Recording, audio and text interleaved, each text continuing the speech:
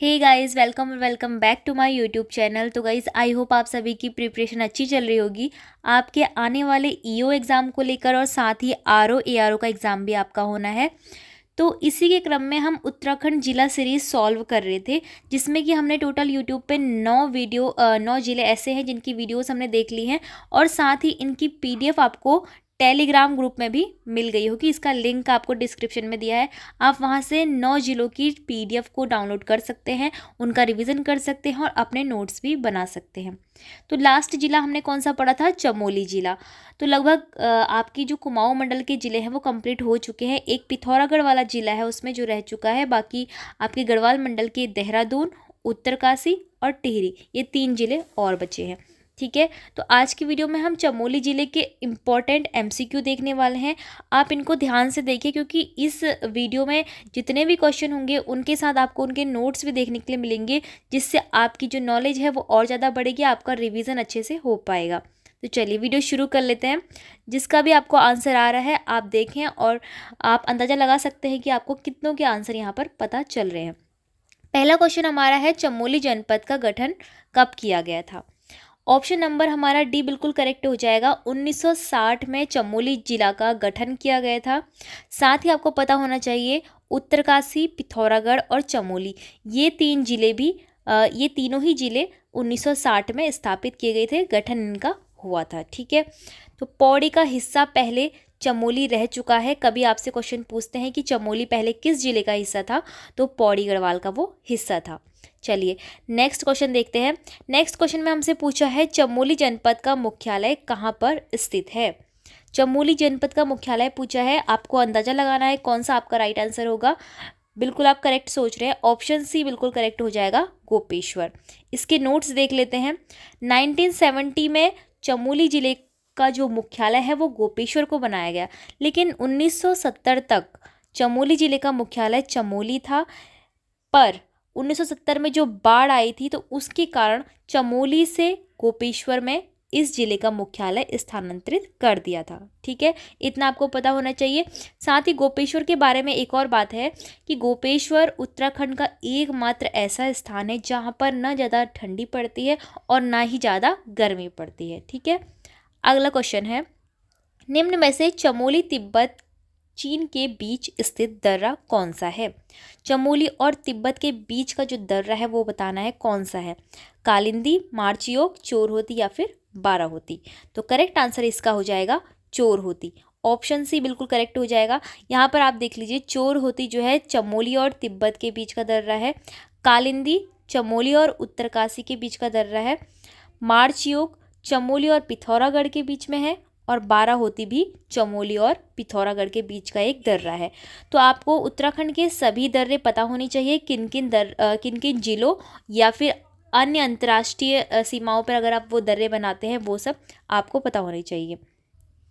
अब देखिए next question में हमसे पूछा है, चमोली जनपद में स्थित गर्म कुंड कौन सा है?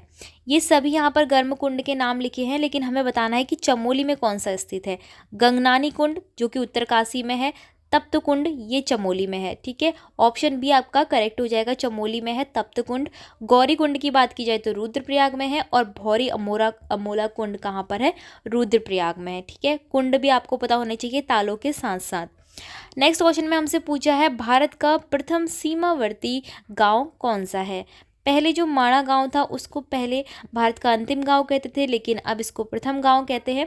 तो आपको पता होना चाहिए चमोली जिले में माणा गांव है जो कि भारत का सीमावर्ती अंतिम गांव है। ठीक है, और ये कहाँ पर है? चमोली के बद्रीनाथ के पास में ही माणा गांव के जो है गांव का नाम है। ठीक है, यहाँ पर 3 गुफाएं भी हैं, अगर आपसे कभी पूछा जाए तो माणा के पास में ही जो 3 गुफाएं हैं उनके नाम है व्यास, मुचकंद और गणेश गुफा।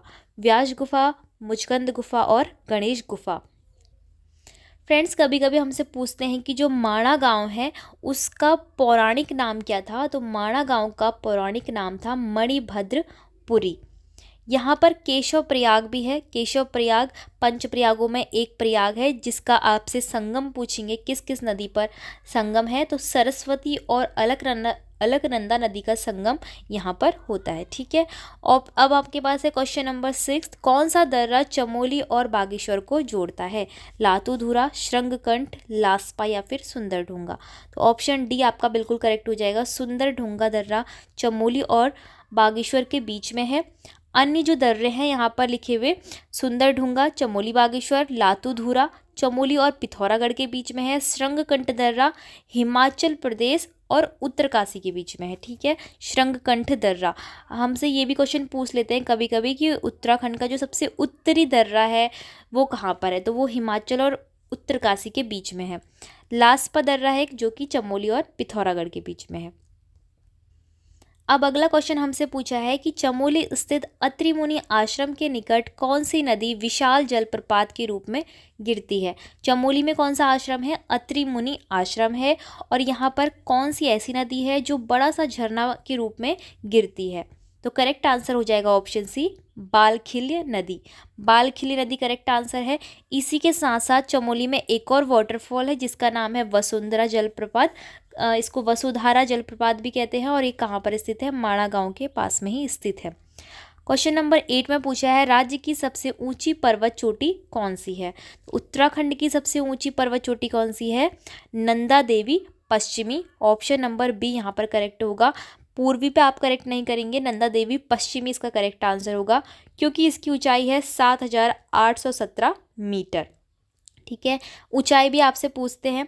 दूसरे नंबर की जो पर्वत चोटी है वो कामेट शिखर है 7,756, नंदा देवी पूर्वी 7,434 और जो माणा शिखर है वो 7,272। ठीक है, तो ये चारों शिखर की आपको ऊंचाई पता होनी चाहिए। सबसे ऊंचा कौन है, दूसरे नंबर पे कौन है, तीसरे और चौथे नंबर पे कौन है। ठीक है, नेक्स्ट क्वेश्चन है शीतकाल में बद्रीनाथ की पूजा किस मंदिर में की जाती है?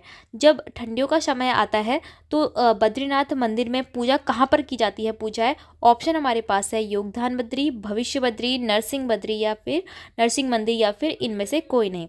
तो करेक्ट आंसर हो जाएगा नरसिंह मंदिर। नरसिंह मंदिर में ही बद्रीनाथ मंदिर की पूजा शीतकाल में की जाती है। तो ये नवंबर के तीसरे हफ्ते में लगभग दीपावली के समय पर बद्रीनाथ के कपाट बंद हो जाते हैं, तो जोशीमठ के नरसिंह मंदिर में ही इस पूजा को स्थानांतरित कर दिया जाता है। ठीक है, जोशीमठ में है नरसिंह मंदिर। अब आपसे कभी एक क्वेश्चन बनता है कि जो बद्रीनाथ के भाग हैं कितने हैं और उनके नाम। तो बद्रीनाथ के टोटल 3 भाग हैं, उनके नाम है सिंहद्वार, गर्भगृह और मंडल। ठीक है, इंपॉर्टेंट है, याद रखना है आपको, ये कभी भी पूछ सकते हैं। क्वेश्चन नंबर 10 हमारे पास है, निम्न में से पंचधाराओं में कौन कौन शामिल है? इंदु धारा, उर्वशी धारा, कुर्म धारा या फिर सभी? तो करेक्ट आंसर हो जाएगा ये सभी पंचधाराओं में शामिल है। जिस तरह से उत्तराखंड में पंचबद्री हैं, पंच केदार है और पंच प्रयाग है, उसी तरह से पंचधारा, पंचशिला और पंच गुफा भी हैं। तो आपको इनके नाम भी पता होने चाहिए। ठीक है, पंचधाराओं में कौन कौन सी धाराएं आती है? इंदु धारा, उर्वशी धारा, कुर्म धारा, प्रहलाद धारा और भृगु धारा। ठीक है, इंदु, उर्वशी, कुर्म, प्रहलाद, भृगु। अब अगला क्वेश्चन है, बद्रीनाथ स्थित पंचशिलाओं में शामिल कौन कौन सी शिलाएं हैं? ब्रह्म कपाल, नारद शिला, मार्कंडेय शिला, सभी हैं। इनके साथ ही गरुड़ शिला और नरसिंह शिला भी है। तो ये होंगे पंचशिलाओं के नाम, ब्रह्म कपाल, नारद, मार्कंडेय, गरुड़ और नरसिंह शिला। अगला क्वेश्चन है, जड़ी बूटी विकास शोध संस्थान कहाँ पर स्थित है? तो उत्तराखंड में चमोली के गोपेश्वर में है जड़ी बूटी विकास शोध संस्थान।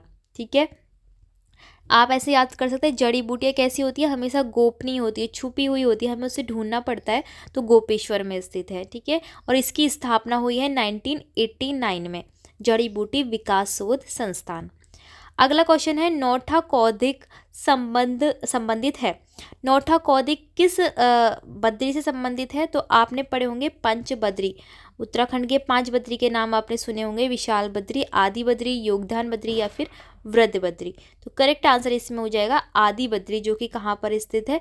कर्णप्रयाग में स्थित है। आदि बद्री में ही नौठा कौदिक मनाया जाता है, करेक्ट आंसर हो जाएगा। अगला क्वेश्चन है, बद्रीनाथ मंदिर के निर्माण के लिए किस कत्यूरी शासक ने भूमि दान की थी?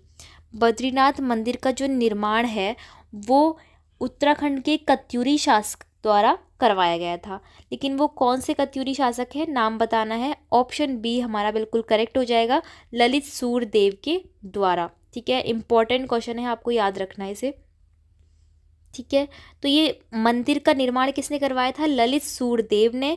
साथ ही इस मंदिर की शैली पूछते हैं कि कैसी है, तो इस मंदिर की शैली कैसी है, शंकुधारी शैली पर ये बना हुआ है।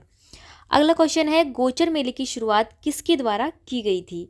करेक्ट आंसर आपका हो जाएगा बर्नेडी के द्वारा, जो कि डिप्टी कमिश्नर था वहाँ पर। तो गोचर मेले, गोचर कहाँ पर है, चमोली जिले में स्थित है, एक स्थान है गोचर। तो गोचर मेले की शुरुआत कब किसके द्वारा की गई, बर्नेडी के द्वारा की गई। कब की गई पूछें तो 1943 में इसकी शुरुआत की गई थी। अगला क्वेश्चन हमारे पास है, नंदा देवी राजजात यात्रा के अंतिम पड़ाव में नंदा देवी का डोला किस ताल के निकट रखा जाता है। चमोली में ये यात्रा होती है, नंदा देवी राजजात यात्रा, प्रत्येक 12 वर्ष के बाद होती है। इसका जो अंतिम पड़ाव है वो होमकुंड ताल के पास में है, क्योंकि यहाँ से ही जो 4 सिंग वाला खाड़ू होता है वो अकेला हिमालय की ओर चला जाता है। ठीक है, बाकी लोग वापस लौट जाते हैं, तो होमकुंड इसका अंतिम पड़ाव माना जाता है। अगला क्वेश्चन हमारे पास है, कल्पेश्वर मंदिर में भगवान शिव के किस भाग की पूजा की जाती है। कल्पेश्वर, मदमहेश्वर और तुंगनाथ, केदारनाथ। ठीक है, ये सभी क्या है, ये हमारे उत्तराखंड के पंच केदार है। ठीक है, पंच केदार है। तो पंच केदारों में कल्पेश्वर मंदिर भी आता है। तो इस मंदिर में भगवान शिव जी के किस भाग की पूजा की जाती है। तो कल्प का मतलब होता है जटा, तो ऑप्शन डी इसमें करेक्ट आंसर हो जाएगा। साथ ही अगर हम अन्य ऑप्शन की बात करेंगे तो मुख की पूजा कहाँ की जाती है, रुद्रनाथ में की जाती है। नाभि की पूजा मदमहेश्वर नाथ में की जाती है और भुजाओं की पूजा तुंगनाथ में की जाती है। अब एक जो 5वां केदार है, पीठ की पूजा की जाती है केदारनाथ में। ठीक है, ये भी आपको याद रखना है। तो ये 5 केदार हैं जो कि यहाँ पर लिखे हुए हैं। अब अगला क्वेश्चन हमारे पास है, मुखौटा नृत्य संबंधित है। उत्तराखंड के चमोली में एक बहुत ही फेमस महोत्सव है, रम्माण महोत्सव, जो कि मुखौटा नृत्य के रूप में प्रसिद्ध है। यहाँ पर रम्माण उत्सव होने पर मुखौटा लगाकर ही नृत्य किया जाता है। ठीक है, अब इसमें क्या खास बात है रम्माण उत्सव में, ये 2009 में यूनेस्को द्वारा विश्व धरोहर सूची में शामिल हो चुका है। कैसी धरोहर है ये हमारे विश्व की, तो ये है अमूर्त सांस्कृतिक धरोहर। लगभग 500 साल पुरानी ये धरोहर माना जाता है रम्माण उत्सव को। तो अमूर्त सांस्कृतिक धरोहर बन चुका है 2009 में यूनेस्को के द्वारा। गैरसैंण में एक आपसे 2 क्वेश्चन मैं आपसे पूछूंगी, गैरसैंण वाला और चमोली की SC आरक्षित विधानसभा सीट वाला। तो इसका आंसर आपको कमेंट बॉक्स में बताना है कि क्या होगा। गैरसैंण के लिए जो समिति बनाई गई, जिसमें कि ये बात रखी गई कि जो गैरसैंण है वो उत्तराखंड की स्थायी राजधानी बनाई जाए, तो इसके लिए कौन सी समिति बनाई गई, ये आपको कमेंट पे बताना है। और दूसरा क्वेश्चन आपके लिए है कि जो चमोली की SC आरक्षित विधानसभा सीट है, जो कि अनुसूचित जाति के लिए आरक्षित है, तो वो कौन सी है, उस सीट का नाम बताना है। ठीक है, तो ये 2 क्वेश्चन आपके लिए जो कि आप कमेंट पे बताएंगे। तो इसी तरह से अब हम नेक्स्ट जिला लेकर आएंगे, उसकी PDF आपको टेलीग्राम में मिलेगी। तो आप इसी तरह से रिवीजन करते रहिए और आप अपने आने वाले एग्जाम की तैयारी करते रहिए। तो चलिए, वीडियो अगर आपको पसंद आई तो वीडियो को लाइक, शेयर और चैनल को सब्सक्राइब जरूर कीजिएगा।